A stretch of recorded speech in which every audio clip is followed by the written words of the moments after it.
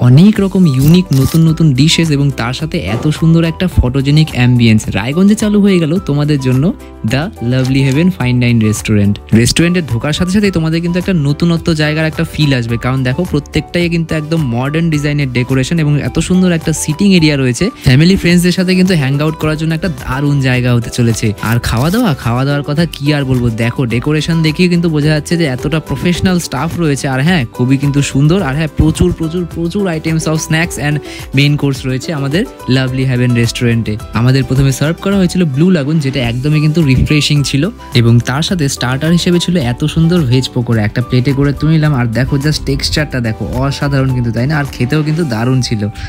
তাহলে চলো এবার মেন কোর্সের বেলা। দেখতেই পাচ্ছ চলে আসলো আমাদের সামনে এত সুন্দর চিকেন 65 সিজলার। দেখতেই পাচ্ছ কত সুন্দরভাবে ডেকোরেট করা, দেখেই কিন্তু খিদে পেয়ে গেছে। তাই দেরি না করে এত সুন্দর বাটন নানের সাথে কিন্তু একটু চিকেন 65 সিজলার নিয়ে টেস্ট করে দেখলাম। আর হ্যাঁ, একদমই কিন্তু সত্যিই হেভেন।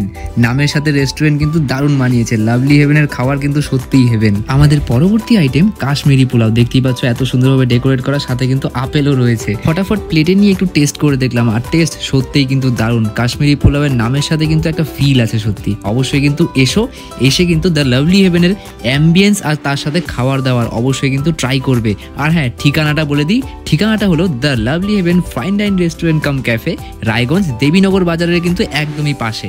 দেখতেই পাচ্ছ দেবীনগর কসবার রাস্তা এবং হাতের কিন্তু একদমই পাশে the lovely heaven fine dine restaurant. তাহলে দেরি কিসে? রায়গঞ্জের মধ্যে নতুন কিছু উপভোগ করতে হলে আজই চলে আসো দ্য লাভলি হেভেন ফাইন ডাইন রেস্টুরেন্টে। আর হ্যাঁ, ভিডিওটা কিন্তু সকল রায়গঞ্জবাসীর কাছে পৌঁছে দেওয়ার দায়িত্ব তোমাদের।